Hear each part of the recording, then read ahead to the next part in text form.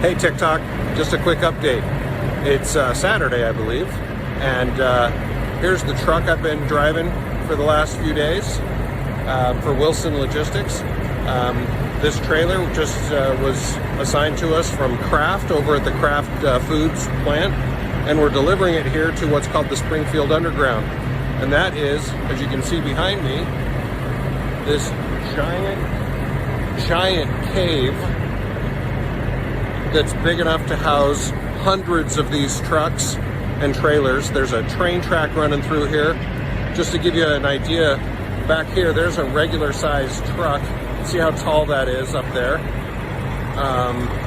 It's just incredible. Anyway, having a great time, learning lots. Talk to you soon. Hey friends, don't forget to like and subscribe, because you know there are unsubscribing people every single day. It's just going down, down, down, down as they unsubscribe, so you gotta fight it. Hit that like button and make sure you're still subscribed. Come back now and again and check and see. My name is Joseph Spencer. From May 1970 to October 1997, I served the United States government as a top secret operative. I was aware of the black budget projects, but never knew the context of them due to their high level of secrecy.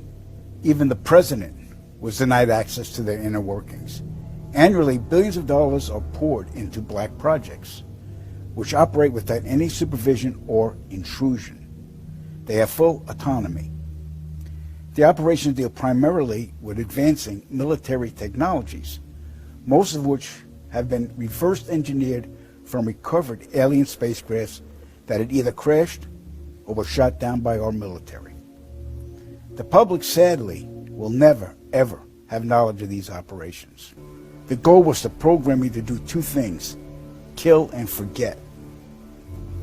After 9 months of programming, I had become a man in black. What I later discovered was that not all the men in black were human. About a third were alien hybrids. Their distinctive feature was the absence of whites in their eyes, giving the impression of empty eye sockets.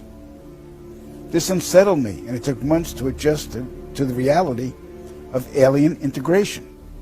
The killing of witnesses was executed with a wand that acted very much like today's taser, but the voltage from the wand would cause immediate cardiac arrest, and the victim's death would be attributed to natural causes. We silenced countless victims, not only men, but women of all ages and even teenagers. The following day, after each kill, our memories were reset, so we would have no recollection of the murders. A good majority of the victims were ufologists and whistleblowers. Among the ufologists I personally silenced were Paul William Cooper, Milton Vigay, Claude Monroe, Anthony Vargas, and noted documentarian Samantha Willis. Okay, I got a letter from Justin who asked, do you know any of Dennis Lee's family or friends, etc., that I may contact and get what information I can on the free energy subject? So actually, no, I do not. And a lot of these videos, I find them and I repost them, so I really don't know who these people are and where to contact them or what it is. In fact, a lot of times I've seen where the only thing left of a person, because they destroy and get rid of and get rid of records and everything, the only thing left are the videos. But there is a lot of information on the free energy subject, but I would warn you that because the powers that be do not want humanity to have the free energy concept, 0 point energy or whatever, you know, is much more obviously efficient than what we have now, enslaving us. They will do those people in. So, you know, the thing is, you got to be careful. And, you know, if it's your dream and you want to pursue it, I'm not going to, you know, say that you shouldn't, but I'm just saying that, you know, be warned. The evidence is there, and I've seen it, that they get rid of these people, okay? And there's danger associated. This Dennis Lee fellow, you know, who knows? Maybe he's still around. I don't know. I haven't checked it out. You know, you need to look around, ask people, find people who know. You know, maybe there's something about them. But a lot of these people, they kill. Okay, I'm sorry I have to tell you that. They get rid of them. Okay.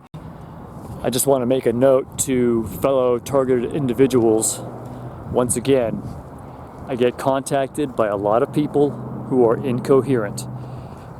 They don't start the story at the beginning so that you understand who they are and what is going on. Let me give an example, okay? Here's someone, like let's just say me, who I came up to somebody and I just, without saying who my name or anything, I just started like this. Helicopters follow me everywhere I go. And it's been happening to me for 10 years. And yeah, and you know, I didn't break the law.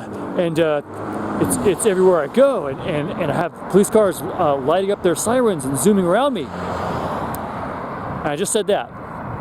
Okay? What do you think? Nuts, okay? So here's an example of the right way to do it, okay? It doesn't matter whether you're contacting fellow targeted individuals, asking somebody for help, whatever it is, you say it like this. Hello, my name is Richard Bruce. I'm from Los Angeles, California, and I became a targeted individual when I uploaded reptilian shapeshifter movies to YouTube, believe it or not, reptilian shapeshifter movies to YouTube. And it started with helicopters buzzing my house and cars following me on the street, police cars and black unmarked SUVs, kind of weird with blacked out windows.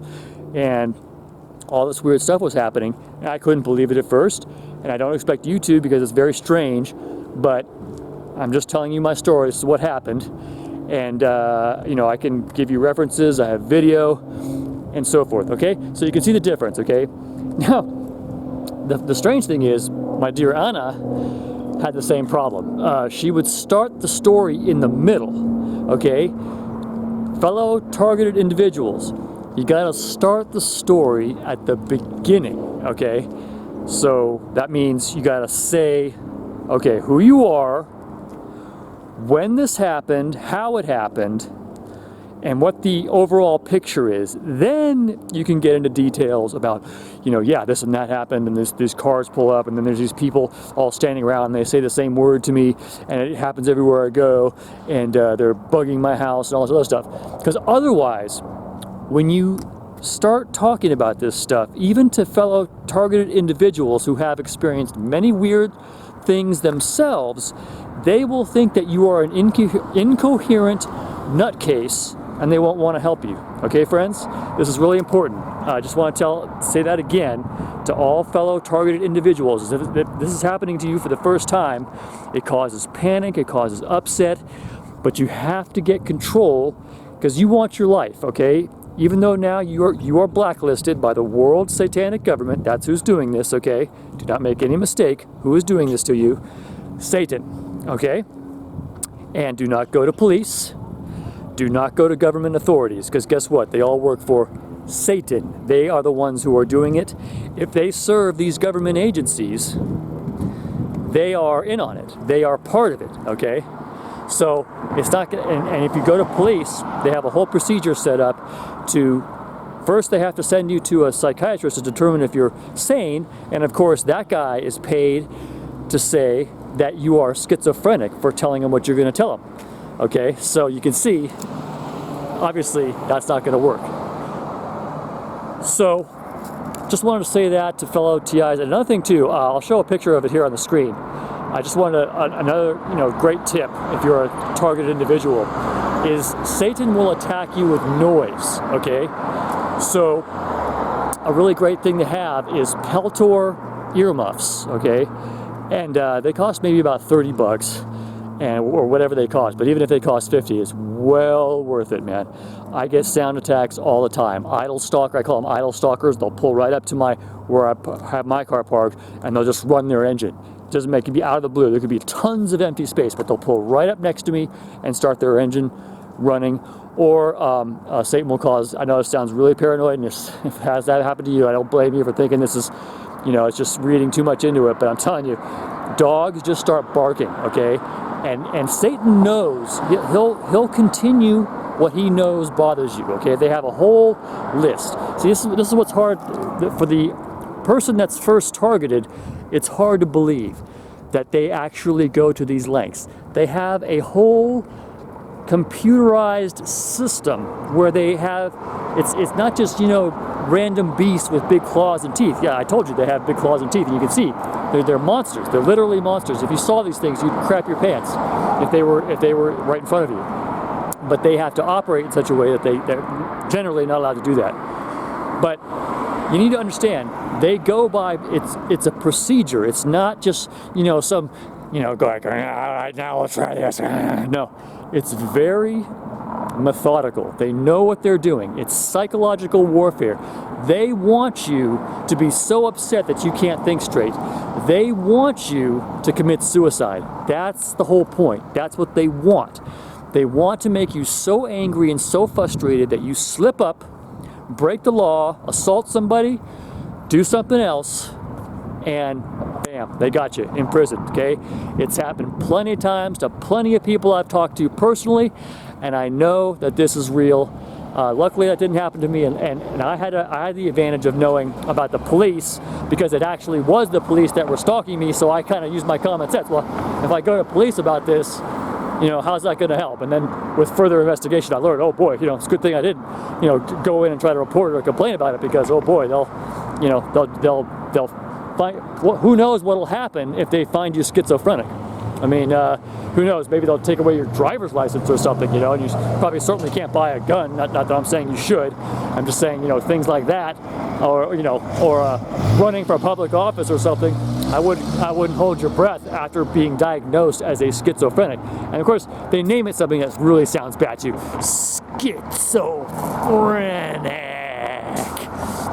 Schizophrenia. Okay.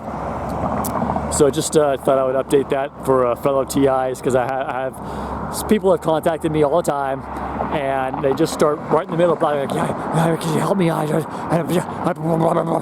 they don't introduce themselves. They don't say who you are, where you're from, how your targeting started. You know, basic introduction. Okay? That's the problem Anna had. She would start talking in the middle of a conversation as though we had already been talking for 15 minutes. It was really weird. I mean, I loved her, but she had this weird habit, like, okay, Anna, you gotta let me know what you're talking about, because otherwise I don't have a context of what you're saying. Same thing with TIs, guys. You gotta, you know, whenever you're contacting somebody, especially if you're contacting me, if you're a blathering idiot, just going, this car following me up, okay? Instead of just a concise, and don't send me these, like, people are sending pages of text, I just dump it, okay? I don't read big pages of text. People send me, oh yeah, link to this, link to that, blah, blah, blah, blah, okay? And a lot of people send me movies, by the way, which I can't watch. There's too many. It's just too many. So you can be as insulted as you want, but I can't watch all the movies that people send me links to. Oh, Richard, watch this. You gotta watch this. Richard, you gotta watch this. Richard, you gotta watch this. Richard, you gotta watch this. Okay, all the time. Can't watch them all, and it's hard to explain to each person. Oh yeah, I'm so sorry. I really don't have the effing time to watch your movie. And you're a really nice person. It just sounds bad. So I just, you know, so if people get insulted, they worry like, hey, did you watch my movie? You know, did you see? You know, no, sorry. You know, I just don't have time. It's just how it goes, okay? Because a lot of people that contact me, they want to, you know, and a lot of times this is something I've seen before, you know, and whatever, or something I'm not interested in. So, you know, and I have priorities, you know, and I can't stay focused on what I'm doing. Also, I've seen somebody make movies about this, about how Satan sends people to waste your time and distract you. So this happens too, okay? And again, a lot of these people, they're just, you know, they're just incoherent, and they're people that you can't, it's almost, you know, there's a lot of competent people that contact me, so I know it can be done. Okay, I know that, you know, there's a lot of people that do contact me. They are rational. They say, yeah, my name's Jeff something or other, and I got this, you know, problem, blah, blah, blah, and, you know, what if you got any information for me? Yeah, sure, no problem. You know, I'm totally interested to talk with and give information to and help people like that. But if you're a blathering idiot that doesn't know, you know, doesn't have any sense of introducing yourself, having a sense of how incredible your situation might be, because I believe that there's a lot of mentally ill people who they find the targeted individual subject, and guess what? Oh, that's a great outlet for for their frustration. And I don't know that, you know, we don't know in a lot of these cases. It's hard to determine. But if you at least can't introduce yourself in a rational way and tell your story from the beginning in a clear way and be concise, don't, you know, tell your life story the first time you ever talk with somebody. You wait for a response. You know, you wait for the person to say, oh, okay, yeah, you know, respond intelligently to what you said. All right, well, I want to report the good news, which is that my GoFundMe for the car got $1,188, which is great. That's the good news. The bad news is it's pretty much tapered off. And furthermore, the only car that I've got to drive around now is my RV, and guess what? The battery died, and on top of that, it has yet another starting problem. Something about the cold injection system. So everywhere I've been driving, I had to jump start it till I finally realized I got to buy a battery, even though it's going to cut into the money. I had to spend like $250 on a battery for the RV, and okay, so that's minus that, and then I minus another $100 just now. I got a parking ticket in Calabasas, and this was totally my fault. So that's minus $350 from that $1,188. Which, by the way, I will say that GoFundMe actually deposited most of that money into my account. However, they put a sign on my thing. So you'll notice if you go to my GoFundMe thing, there's a sign right there saying, yeah, reptilians are fictional characters, and so the fact that they're on to me as being someone who is not a friend of the New World Order, or Satan, basically, they, hold on a second. So what happened with the parking ticket was that I didn't know in West Virginia, I knew there was no street parking at night, but I didn't realize it was during the day. And because this is the first time I've, you know, had only my RV to drive around, I usually just drive my car up there. I parked at this one place, and I just got a $100 ticket. Ooch, ouch. And by the way, just so you understand, I didn't have any other money hardly besides what I had from GoFundMe. That would have really hurt bad if I didn't have the GoFundMe money. So unfortunately, I'm sorry guys, I have to confess that my personal costs ate into that. So now that's $350 minus the I think I got like maybe about $1,100, something like that. So they take out about, I think it's between, the first calculation I made was 8%, but then I realized they sent me a little bit more. So I'm not sure. It's something like between 4 and 8%, which is fair. They're going to take out a percent. I mean, they have to, you know, that's obviously to cover their costs. But like I said, they put the little reptilians right on the front of the movie. It says, reptilians are a fictional character, blah, blah, blah. And so they, now they know. Because they all serve the reptilian guys. That's the thing. That's what all these people now are going to realize, okay? They're going to realize that who they served in hell. Because they won't realize it here, because that's the test of the world. See, this isn't revealed to those people who carry on in wickedness. Now, for some reason, I really have a pet peeve about parking tickets. I think I'm just a baby, basically. I get way too upset about everything, you know? Even though I said to myself, you know, really, $100, that's not too bad. It could be a lot worse in Los Angeles. I think they kind of have, they don't make it too severe, because there's no signs anywhere saying it. I mean, if I knew that they were going to get, there's no signs saying no parking. There's one when you get off the freeway, but you know, if you drive up from Woodland Hills, which I do, you can't see it. But I didn't think that it was anytime, but that's my fault. So it really is my fault. And now, just so you understand, like, it seems like really grossly unfair, but and I think it's kind of crappy. But the thing is, for the very reason that I, you know, have a problem in some places where there's like a bunch of homeless scum that live in their vehicle, because they like 95% are scum that build up trash. I mean, a lot of them are cool. I'm not saying that they aren't, you know, cool, reasonable people, but a lot of them are just, you know, they don't realize that, you know, you got to be cool and not just like pile up trash. Okay, that's what they do. They pile up junk. They're just desperate, you know, or, you know, they're just mentally biffed, and so all they do is they just collect up trash, and then it's a total eyesore. I mean, if people were just cool, like living in their car, and they weren't a pain in the ass, there wouldn't be all these laws against it. But like, most of the people are incoherent. But even so, it pisses me off. It hurts, you know? Like, damn, I can't even park my RV in my hometown of Calabasas because I don't have a Calabasas parking permit, which probably, even if I did have a Calabasas residence, I wouldn't be able to afford. Well, I mean, if I had a Calabasas residence, then I'd be able to afford it probably. But you know, you have to have a Calabasas residence, and I can't. You know, I don't have a friend I don't have anybody in Calabasas anymore, guys. I thought I'd just report that. But before I get to that, let me just explain why I think it's a good exercise.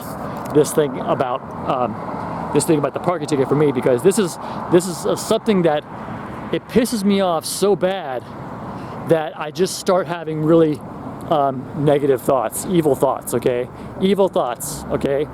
That's all I'm going to say. Just like evil thoughts about, you know, just the anger that causes. Okay, but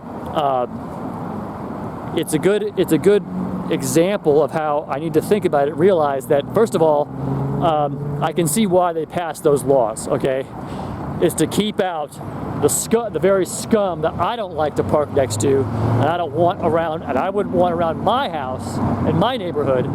And the people of that area, Calabasas, Las Virgenes, have voted to do that, so that to keep that scum out of there. So I completely understand why they did that. It's not like I don't understand, but it still pisses me off, and I have evil thoughts like, you know, I just want to crush those oppressors, those rich, stuck-up bastards. I can't even park my goddamn RV on the street there, you know, it just pisses me off.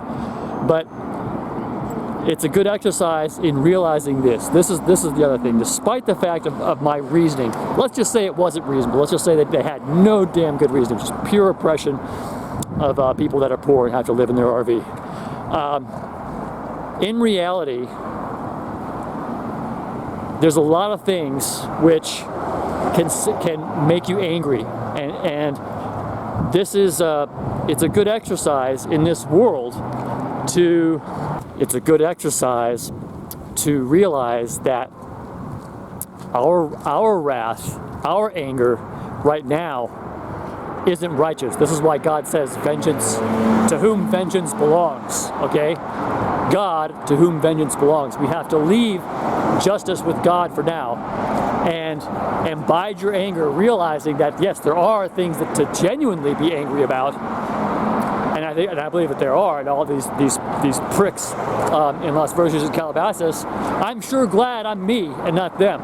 Oh, I'm very, very glad I am me and not them, because they have no idea what's about to happen. The judgment, the worst judgment that the world has ever experienced is coming up.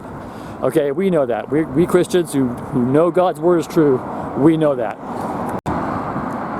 So the Romans 7:18, no good thing dwelling within us, means that we don't have the righteousness to enact judgment. We have to leave it to the Lord.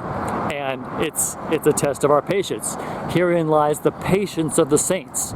He who kills with the sword must be killed with the sword. Okay?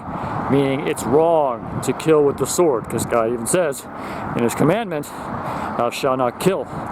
Okay? And the only way that could possibly be countermanded is if God himself gives you a directive otherwise. Okay? And in that case, like I said, I wouldn't take it from an angel, or, you know, anything where I didn't absolutely 100% positively know that God was giving me clearance. Okay, so these people that haul off and kill people like psychopaths ain't gonna work. You're gonna be busted. Because you see, guys, I think a lot of the saints have lost their temper, and now they can wait out their time in jail. Okay, doesn't mean that they necessarily won't make it to heaven just because they hauled off and killed somebody, because a lot of these people more than deserve death. But if they did that, or they committed an act of violence and hurt somebody, then you can spend the right, and God, you know, literally God knows how long it'll be until our day. So it could be another 40 years from now, okay, when I'm 92, for the deliverance to come. Or maybe it may not even come in my lifetime. Maybe you know, a lot of times we think these things are going to happen in our lifetime. They thought that 2,000 years ago and every year since. So, you know, you just have to be prepared for the fact that you may be in it for the long haul. And as poor health as I'm in, without the way I'm skinny and I just have a strong composition, chances are my suffering ass will make it up to my 90s before I'm finally allowed to die. But then again, who knows if that's better? I mean, if I'm wrong about it being better, it doesn't matter what else I've said here, because if you fail to make it, everything's lost.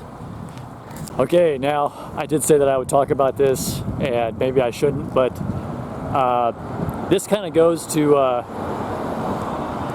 matter of dignity. Now, Jesus said, "Make of yourselves friends of the mammon of unrighteousness, so that when your housing fails, they may take you in." Now, I'm not arguing against Jesus or saying anything he's saying is wrong. So I'm not arguing against Jesus. I'm just saying that there are other situations where, you know, you have to make a judgment call about who you're going to associate with, even as so-called friends of the mammon of unrighteousness. And to me, if somebody treats you like the plague and they didn't talk with you about it, so a local person, I won't say who they are, but I had a local person here that could receive packages for me, and she was the parent of a friend of mine, longtime friend of mine, who he and both of his brothers, who were formerly my friends, they just stopped talking to me. That's it. They wouldn't talk with me anymore. You know, especially with the whole reptilian shapeshifting, gang stalking thing. They just flat out wouldn't answer my email all of a sudden. And this happened with everyone in my family too. They just wouldn't talk with me. So I guess I'm such an unpleasant, negative, horrible, stupid, retarded person that people just stopped talking with me. And by the way, a lot of people too. And by the way, there's people that I stopped talking to when I realize that they're retards or something, you know. So, you know, but what goes around comes around, I guess.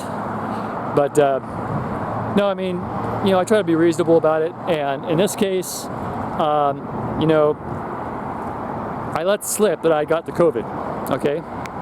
And I also got both variants. I didn't tell her that, but I just, you know, I told her, and after I said that, then she didn't want me to come to the house anymore. She didn't say that, but then every time, you know, I was asking her, you know, could I get a package or something like that, she said, yeah, well, I'll meet you in town, you know, like if I got mail there. And I'm going to be honest with you, it's a matter of pride. That to me is not a friend, okay? And I don't want to first of all, I'm just going to use my common sense. I don't want to impose myself on someone who isn't my friend. So I don't want to ask them for a favor if they don't like me enough to say, hey, Rich, you know, I'm a little bit worried about the COVID, and if you don't mind, you know, could we meet in town because I have a guest at my house who has health conditions, and you know, something along those lines. You know, talking to me like a friend instead of not mentioning it, but then just saying, oh yeah, can we meet in town? You know, and you know, and also that, you know, if she's worried about getting the you know, I had it the whole time, you know, the whole time since the very beginning, like right when the COVID came out in March of 2020. You know, I had gotten it like right when it first came out, so I had it the whole time that I'd been dealing with her before. The only difference was I let slip out of my stupid big mouth that I had gotten it, and which I had meant not to do, but I slipped up. I have a big mouth. I can't keep it shut. I'm gonna have a big mouth, and I can't keep it shut. So, and that's the fact. That's the truth. And that flaw. Yep, I've always had a big mouth, and I can't keep it shut. So I couldn't keep it shut about the reptilians. Maybe I should have kept it shut about the reptilians. Hey, God says, Luke 10:19, I give you power to tread on serpents and scorpions, that's the reptilians and the xenomorphs, and behold, nothing shall hurt you. But why would he say I give you power to tread on them if we weren't allowed to tread on them? But there's also nothing in the scripture that says don't reveal them, even though it is rather coded so it looks like it. But it's right there. You can see Adam was made of the dust, and God says to the serpent, "Cursed, you are more cursed than all the beasts of the field. Dust shall you eat all the days of your life." And the scorpions are pretty cursed too. They need a human host for their embryos. And God knows how intelligent those things are. By the way, I was watching this channel called something like Alien Thoughts or something like that. I mean, I'll put it on the screen here.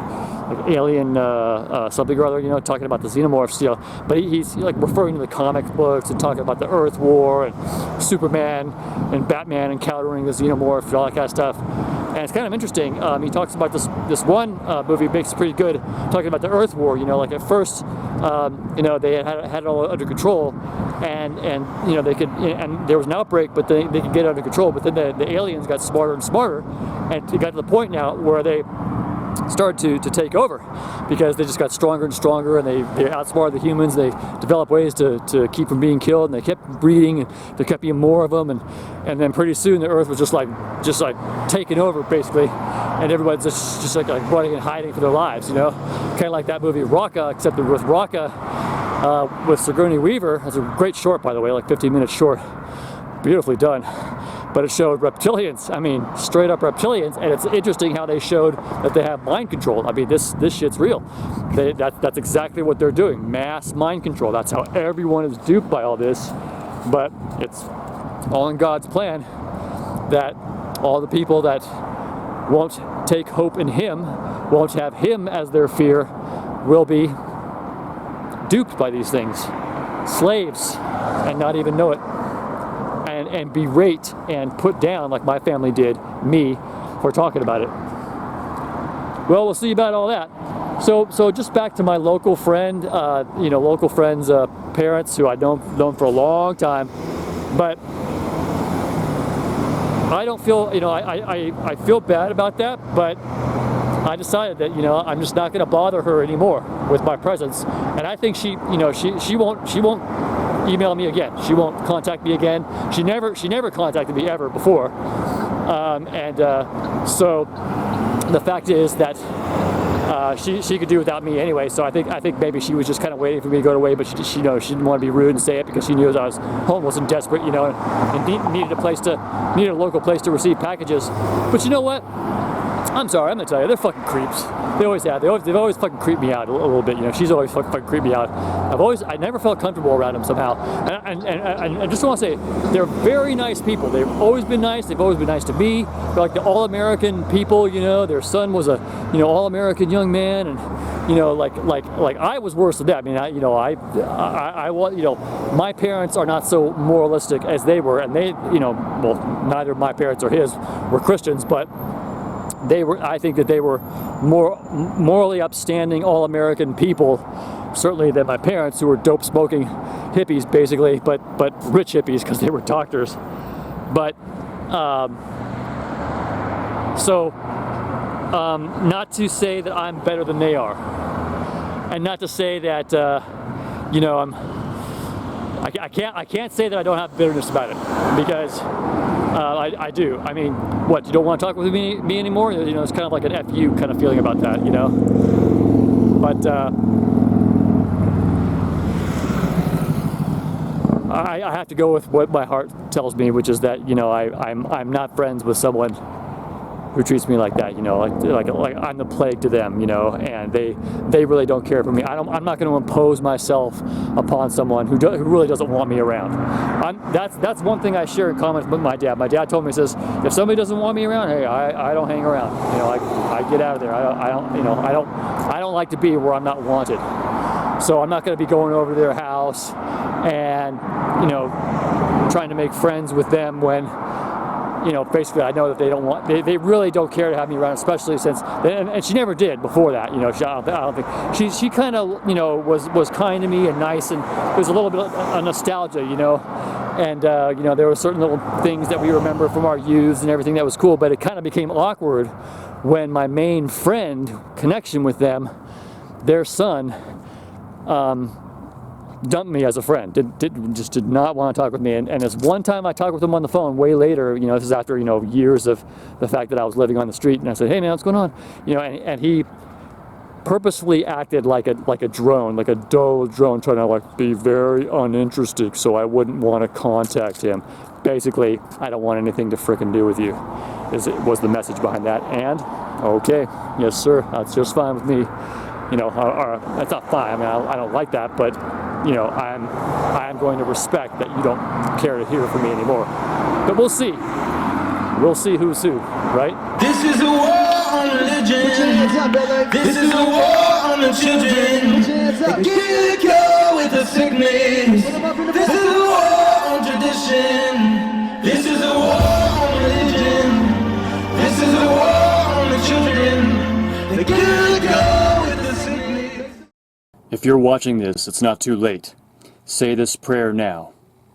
Father in heaven, please save my soul by the work of your Son Jesus on the cross, and show me your pure words in the authorized King James Bible.